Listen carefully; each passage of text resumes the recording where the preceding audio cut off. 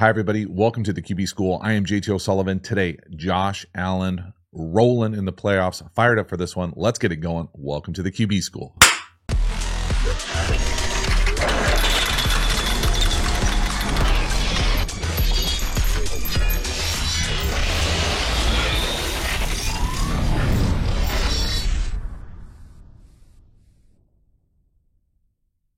Before we dive into the video, quick reminder, the Quarterback School Patreon community is a great way to support the channel. Not only is it cheap, but you get even more Quarterback School content.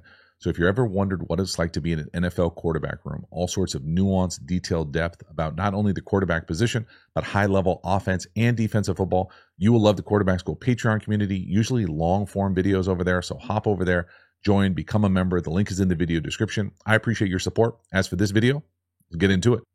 Josh Allen rolling. It's the wood that makes it good right out the gate. A little heavy personnel.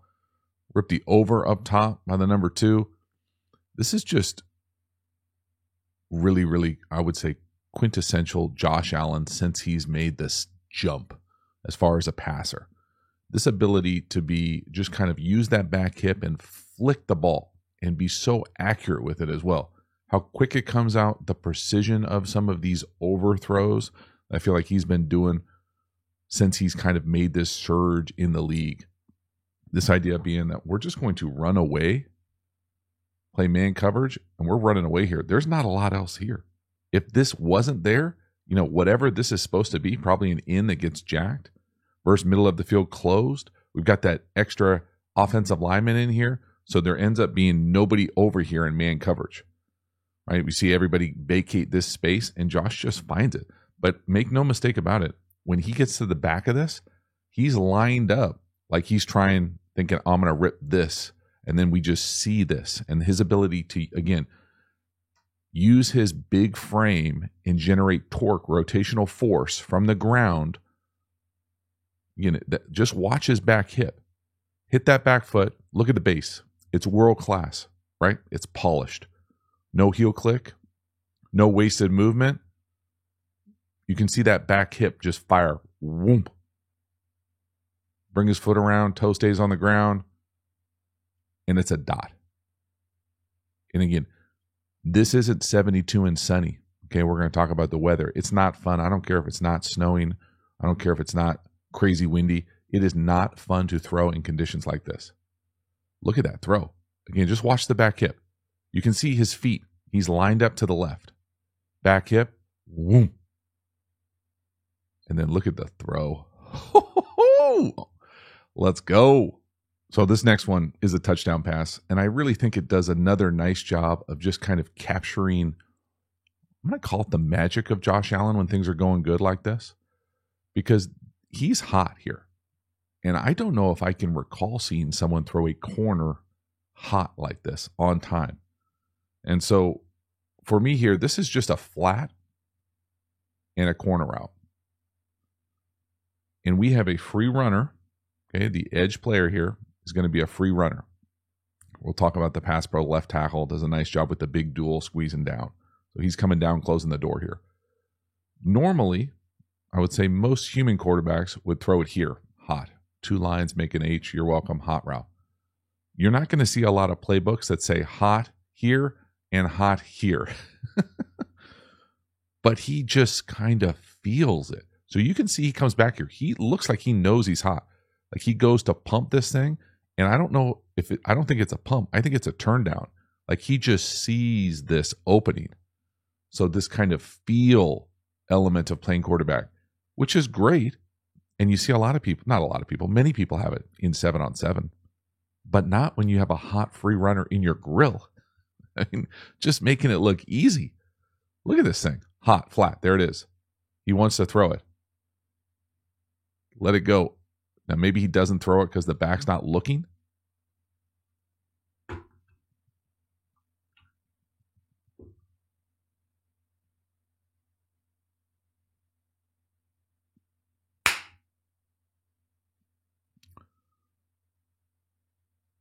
Hot throw to the left. There it is. Now, maybe he wants to throw it and the back's not quite looking yet, and he turns it down, and then he just feels the corner. But really, there's no reason for that corner to come open. right? It's 2 over 3 over there. The corner plays neither of them. The safety doesn't get enough width for the corner. But he does that with a free runner from the open edge right in front of his face. I mean, it's wild. You just don't see plays like this. Again, the offensive line is going to the right. And they're almost guaranteed to be 4-person sliding right here. So they're going to these 4. That puts the left tackle in what's often called a big duel. He's going to take the most dangerous here of 1 to 2, or vice versa, 1 to 2. Whoever he thinks is going to get home first, you want the widest rusher to be the free runner. Okay, so when both of these guys rush, we're going to get a squeeze down. We have a hot situation here off the free runner. Josh Allen throws a corner, makes a read to say no to the flat because the back maybe isn't looking, not ready, and he just sees the corner for a touchdown in the playoffs. And it's a perfect throw. I mean, my goodness. Good luck stopping that. Next one here. Now, before we get too far into this, I don't know how anybody watches a cold weather game in Buffalo and doesn't think about getting Kenny Rogers chicken. I mean, it just overwhelms me. And the film, all 22, makes it even worse. Right here, I think I put all 3 plays from this series on there. And for different reasons for each one of them, I thought this was really kind of the only real, not necessarily bump in the road, but it certainly wasn't a clean series. And they throw it 3 times, or try to throw it 3 times. The first one here, this is what I'm calling a hinge down here to the bottom. Now, again, I've already talked about it. Okay, thanks, Captain, that it's not easy to throw the ball in weather like this. What I do love, anticipation. Okay, now the accuracy, wanting. But we're playing with anticipation here. We don't put it exactly where we want. Maybe we get that Brad Johnson wet thumb. Only Josh knows. But watch when he lets this thing go. One-on-one outside the numbers. I mean, he's throwing it right there, right? That's a big boy throw. Wide side of the field, in the elements. And it's not like he doesn't have enough club, right? He's not skipping stones out there. That thing just skymails on him. I love the anticipation, the time clock. We just missed the hookup. And when you play in games like this, you're not going to be as precise with the ball location. That's just the reality of the elements. Next one here, 2nd and 10. This one scared me a little. There are some of these plays that I feel like slip through the cracks with Josh where it looks like there's a disconnect between the pass protection and the reads. And what I mean by that is right here, he's looking to the left. He's hot to the right. We're getting spider cammed here, but you can see the helmet stripe. Catch the snap, looking to the left. Well, we have a free runner to the right. We're going to get smoked. Now, luckily, he's so damn big and elusive that they're not going to bring him down. And I'm not sure he could tackle him even if he didn't know he was coming. But right there, we're able to make something out of this. That really shouldn't be a positive play. Okay, so you look at this and you're like, well, this is not a premium look here. Who knows what their pass protection is? But in short, they've got 4 defenders at the line of scrimmage from the right guard over. So it looks like they're going to go right here, these 4 going to those 4. Again, we're going to ask the tackle here to be in a big duel. So the tackle here is in a tough one. He's in a super big duel. He's got 1, 2, 3 over here to this side.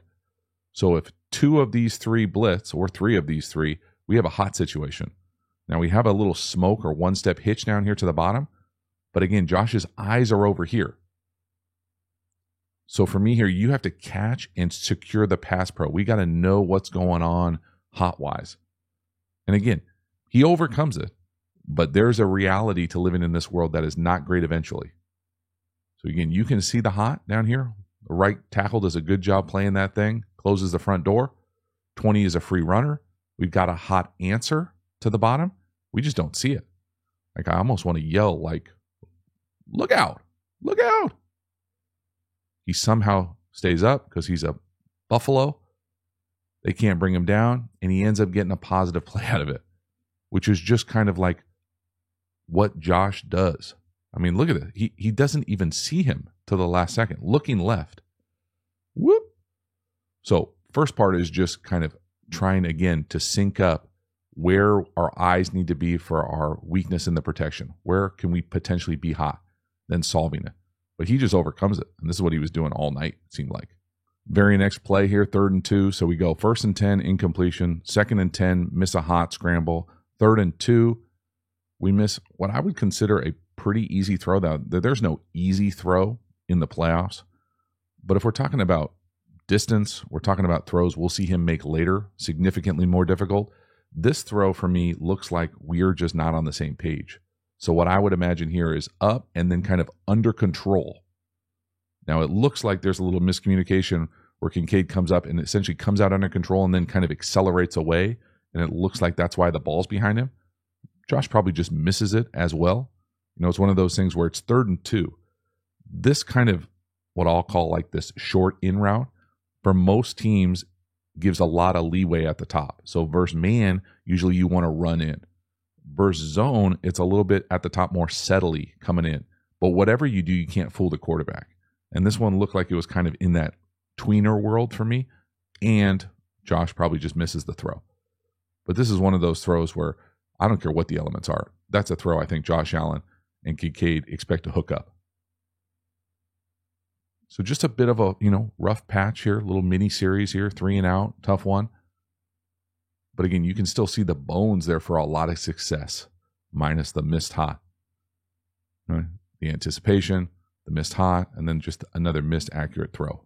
And I think the thing that's so crazy is that we miss a couple throws earlier. We come back and we throw an absolute dot here, touchdown pass, number 3, right at the middle of the field. Looks like he's running right past Charlie Batch on the scout team, giving a terrible look. This is just too easy. Middle of the field open, run right by him, run right away from him, and that's a dot. So again, we can be critical of the accuracy on some of those other throws, but when you turn on this type of throw, it is perfect. It's a hell of a lot harder than those 2 previous throws. That's an absolute dot. Great call. Love the aggressiveness. Again, anytime you catch middle of the field open. Okay, so whether it's quarters, I think half field makes it a little bit easier.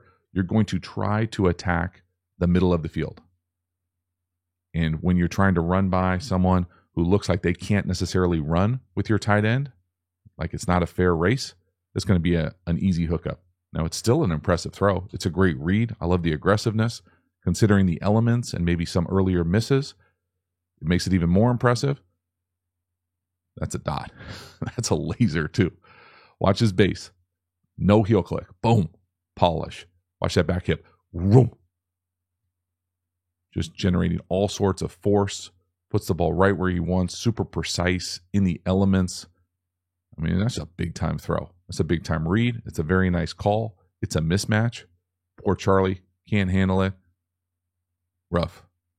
It actually kind of looks like, this is going to be mean, so I apologize, but it kind of looks like someone who dressed up for Halloween, like Charlie Batch. Like, Charlie Batch is a big dude. 16 does not look like a big guy. Dot. My goodness. Next one here, 3rd and 5. Another beautiful anticipation throw, this time up top to the short side. Diggs on a little stop route. 3rd and 5, 1st down. They got what I would consider a little bit of a bastard coverage, shading the safety towards Diggs. Doesn't matter. Okay, Little Porter can't handle him. Josh Allen beats it with accuracy this time and anticipation. Check out the timing on this throw. So I'll pause it at the very top. But this is an absolutely beautiful hookup on 3rd down. Situational ball. When does he let that thing go? Right there. Look up top. That's pretty impressive. Again, the base, world class. Firing that back hip. Whoom. Ball right on him. Great separation from Diggs, also at the top. Quickness, suddenness, but that's Josh Allen playing at a really high level. Did he steal a Gatorade sip over there as well? I like it. Ball out on time. Awesome 3rd down football. Next one here, 3rd and 8, touchdown run, Josh Allen. This play is wild. I don't know what more you can necessarily say. I don't know if there's necessarily any insightful comments that I can share about it other than the fact that it's really hard to play against Josh Allen. I think he sure looks like he's thinking about sliding here when he settles his feet. I don't know. It's not necessarily like a Kenny Pickett faux slide, but he sure looks like he's thinking about sliding right there. And then decides, oh, wait, I'm Josh Allen. I mean, this play has a little bit of like, I'm the biggest kid on the Pop Warner field vibes, and Josh just like forgot about it for a second and then realized it right before he was about to slide. But this third medium, he has the first down right here. He should probably get down. Maybe if it's not a playoff game, he gets down for sure. But his ability to just take off there. The other thing I was thinking was maybe he, as he kind of hezzies here, maybe he got lost a little bit and wasn't sure if he had the first yet. Regardless, terrible tackling, questionable effort potentially as well. You know, I think the one thing you can say when he runs through the safety's missed tackle, that safety is just way too high. You know, there's no way you can bring a guy that big down that high. So again, he's going in to try to get the strip right there, as opposed to taking his shoulder and going through the guy's quad. That's a hell of a play from Josh Allen. Not taking anything away from Josh Allen. It's a ridiculous play. Next one here, another kind of Josh Allen-y play. And what I mean by that is, you know, it's an impressive throw.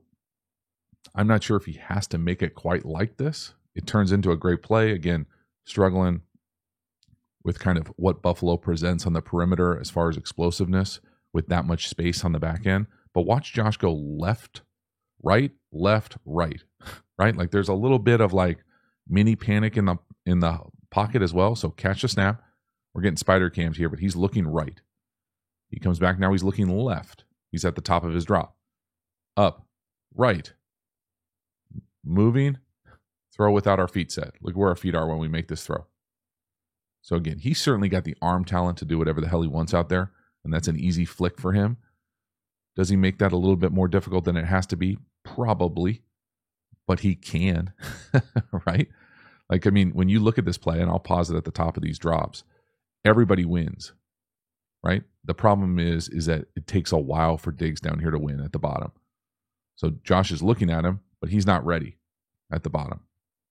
Not ready at the middle, open up top. And so everybody eventually wins, but we just win on time up top because we've got free access. So nice job from Josh finding the free access, getting the completion that turns into a big chunk. Because again, we're having trouble tackling on the back end with the speed and space of what this offense is doing when they throw the ball. So really nice job to find the completion. You know, not the easiest play in the world for Josh. Again, you can see just a little bit of like, but then he's got that arm talent, that strength, that rotational kind of flick to be able to get it out, and it turns into a big play. Next one here, one of what I would consider the few forced reads from Josh Allen on this one. This to me is 12 personnel wing slot railroad, an iteration of mesh. A lot of people call it railroad. It looks like he just predetermines, I'm going to throw the rail. I'm going to throw it to the back, as opposed to getting through the read. And I think the read makes probably a first down, certainly an easier third down. So what is this play? When I say railroad, here's the rail. It's essentially a go out the backfield. A lot of teams allow you to throw it right away or down the field based on the coverage. It's almost always paired with mesh. So you got the deep hook, and then we're going to run mesh here. So over the top, mesh, and then coming underneath us as kind of the number 2 read. And you just read this thing left to right. So if it was 1 to the rail, it would be 2 right here. Zone, got a decent chance to get the hook. Sometimes the other side of the mesh pops as well, left to right. And then you can have a lot of different things on the backside. A lot of teams running in, you can have a curl, post curl, zero beater, an out, whatever.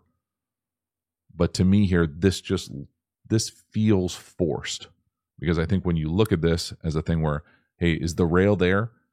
Not really. Okay, is the mesh there? Yeah. And again, just getting through the progression consistently. Again, it's easy to sit here with the clicker and the marker. Don't get it twisted. But you can see here that mesh is coming towards us. And again, the coverage on the rail is already wide and outside and high. It's going to be tough to run past that. If anything, it's almost like a back shoulder rail right there. If not, just get it down to the mesh. Easy completion, probably a first down. Again, easy to see here. Left to right. No rail, yes mesh. There it is. Tough. The very next play, 3rd and 7, we're going to get another opportunity. What could be a touchdown here. I think 25 makes a really nice play. I like the decision here. I like the timing. The ball's maybe a little underthrown, but I think it's actually perfectly thrown. I think 25 just makes a nice play on the ball. So you'll hear me say often, when a defender has his back turned, he's only covering the width of his shoulders. So when Josh lets this thing go, you can see 25 on the top right. He's got his back turned. Right? So when I say, hey, he's only covering the width of his shoulders, he really is only covering the width of his shoulders. So you can throw that thing anywhere you want up here. But that's making one big assumption when I say that he doesn't turn his head. Right? So once he turns his head, yeah, the ball's in the air. He's got to make a quick play, but he certainly can make a play. It's not like it's illegal once he turns his head to turn around and try to make a play on the ball. So it's an impressive throw. You can see 51 bearing down on us. I think it's the right read. It's a nice design. 25 just makes a play. They get paid too. Okay, that's a difference between 25 and Charlie Batch out there. That's a hell of a play, right? That saves a touchdown. So he can go from his back turned to getting his hand up, playing the ball, saving a touchdown. Really nice job. So I just, there's a lot here. I think when you take into account the missed opportunity read on the rail to then come back and you get another opportunity for a big chunk. I really like the tempo that Josh is playing with, the bass at the back of these drops. Look at how just polished it is and tight hitch. Ball comes out on time. Again, can't get through the throw. Someone bearing down on him. He still throws a perfectly thrown ball, and they make a nice play. That could have been another touchdown. Just one of those things where, understanding the structure of the defense, where the ball needs to go. He gets it up. He's got a guy right in his grill. Right? The center can't pass off the stunt. And he makes a nice play. On to the next. Halftime, you dig the channel and you haven't already, please like, subscribe, hit the bell, get the notifications. I really do appreciate you subscribing to the channel. It means a lot to me, so thank you for taking the time and doing that. Again, the Quarterback School Patreon community, you know about it. Join, become a member, get even more Quarterback School content. We also have Quarterback School courses. Now, these courses are the premium content available through the channel. These are deep dives on my favorite football topics. We have a course on RPOs, tempos, pass protection. The best-selling course is how to beat every coverage. We even have an entire offensive system. So if you enjoy the way that I talk and teach ball, you will love the Quarterback School courses. Hop over there and enroll. The link is in the video description. We also have a bunch of free resources available. Check out those linked in the video description as well.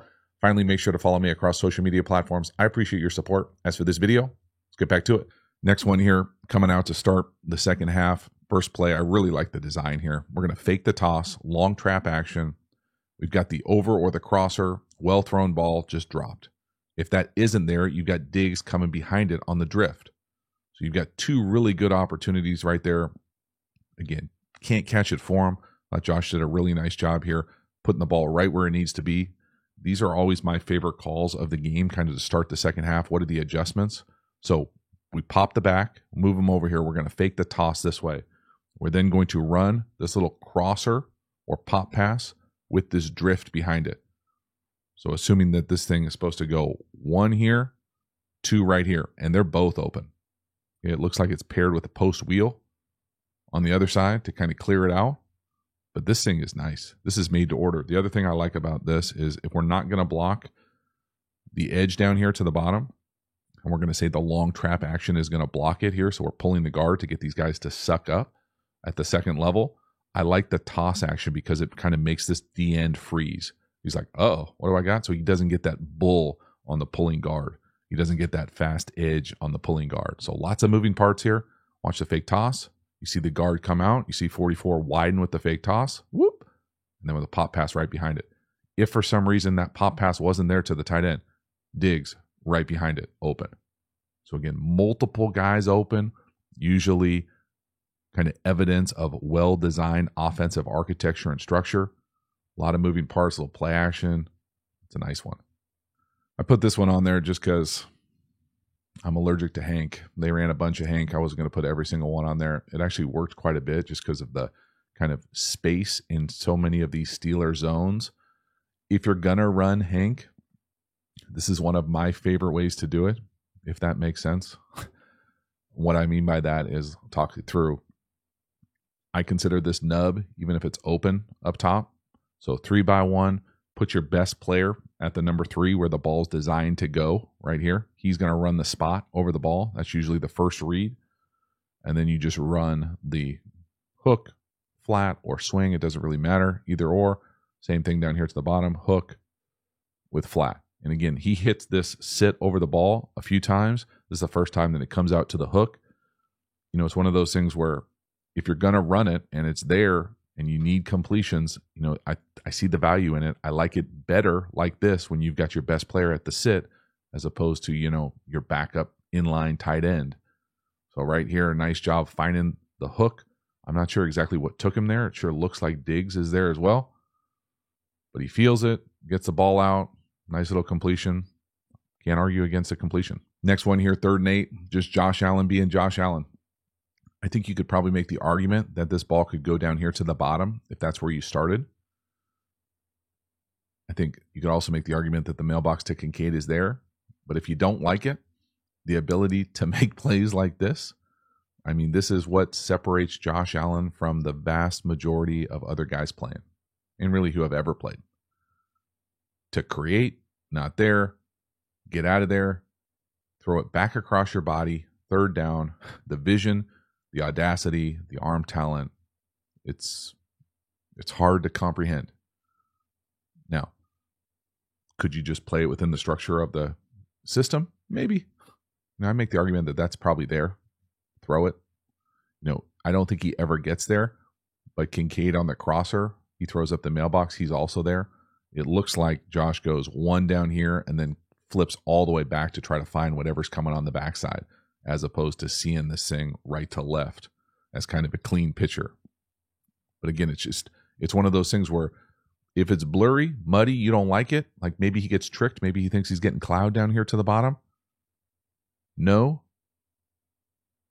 Back across, again, doesn't get to Kincaid right there as you see the mailbox on the 25.